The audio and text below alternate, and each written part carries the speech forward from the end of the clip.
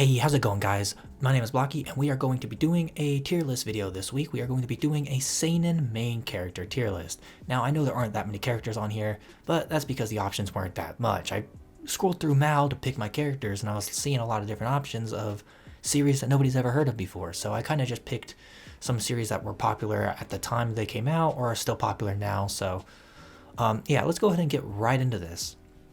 So first we have, I think his name is like Ray or something from Marsh Goes in Like a Lion. He's going to be an S tier for me.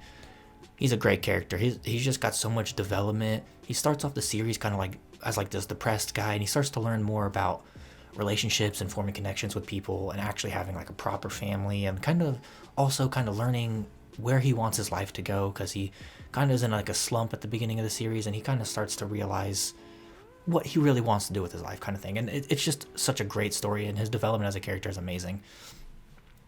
So next up we have Thorfinn, another S tier character. I mean, I think that was pretty obvious. I think everybody ranks Thorfinn as one of the best characters ever written.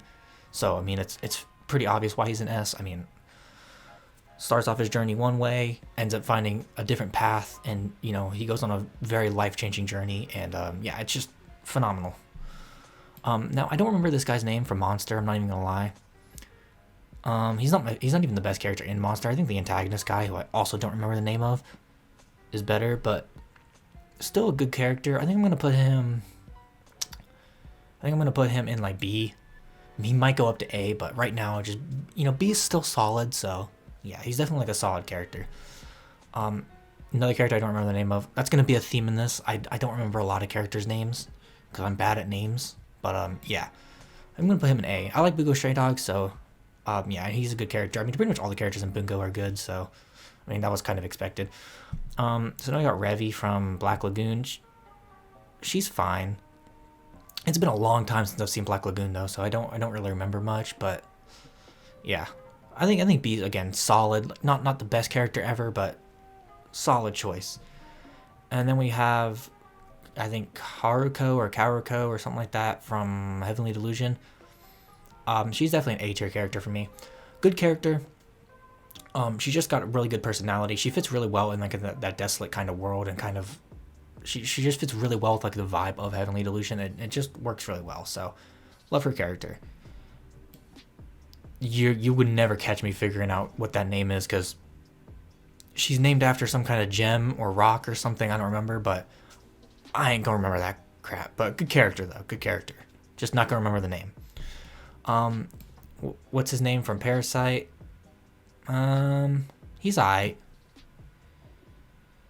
I mean, yeah, I don't really remember much. It's actually been a minute since I've seen Parasite, so I don't really remember much either, but I remember he was fine. Parasite's just a good show, though, so, I mean, yeah. We got Guts right up there. I'm actually gonna Thorfinn number 1, Guts number 2. Yeah.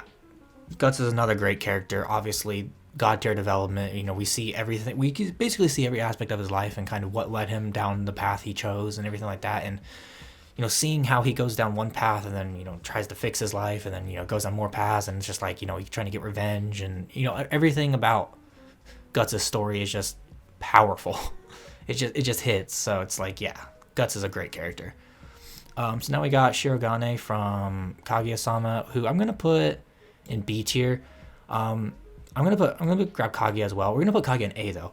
That's not biased at all, I promise you. No, it's definitely not. But unironically though, both characters are great. They're really funny. They fit the theme of the story very, very well. But most importantly, they're just like really, really funny. And the two of them together just have some of the best antics like in anime. Like genuinely, I think both of them together just like they vibe off each other perfectly, and it's just great. It makes for a really funny show.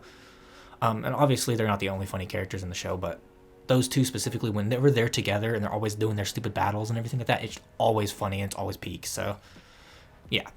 So we're gonna do Ken Kaneki. He's gonna be C tier for me. Tokyo Ghoul's alright. I've read the manga too. It's a pretty solid series, but Ken's definitely not even the best character in his own series.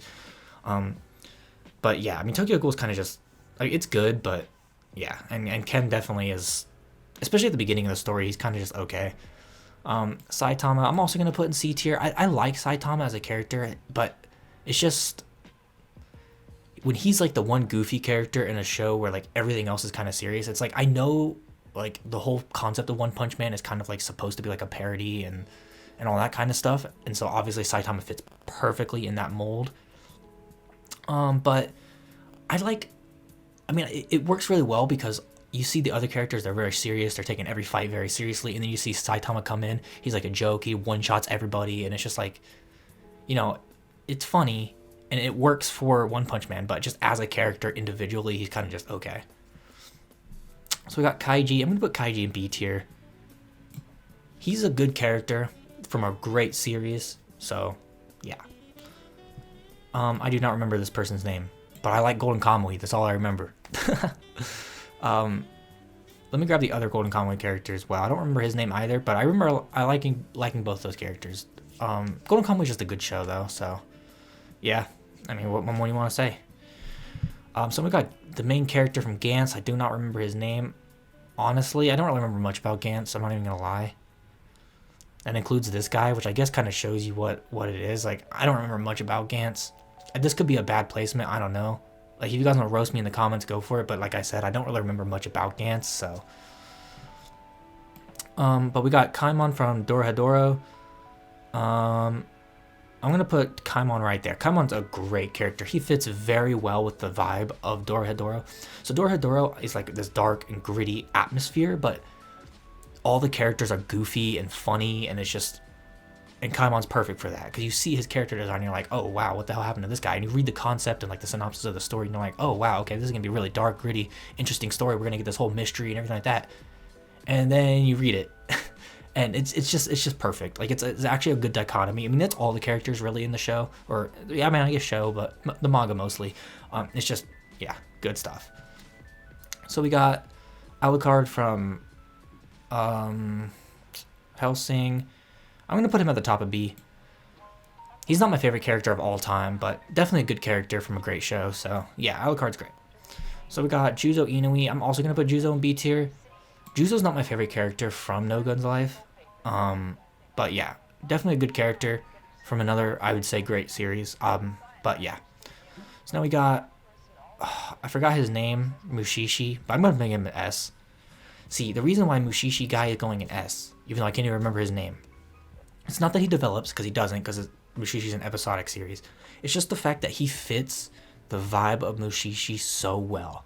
It's like, you couldn't have picked a better main character, both in terms of aura and in terms of just like personality. You know what I mean? Like, the dude gives off the vibe of like a mysterious kind of guy. He's like, he would definitely work in that kind of field. And then when he speaks and you know everything like that, and it like all comes together, and it's just like, it's perfect. It's such a good main character for such an amazing series that if you haven't seen, I highly, highly, highly recommend. All right, so that was my list. If you guys liked it, be sure to leave a like. If you didn't, well, you can tell me down in the comments below what your opinions are on all the character rankings and everything like that. You know, short little video, I know, I get it, but that's fine. I'll see you guys next week with another video. I'm gonna go ahead and be posting videos like normal, like always, because that's what I always do every single week at Saturday. But yeah, I'll see you guys next week with another video. Bye.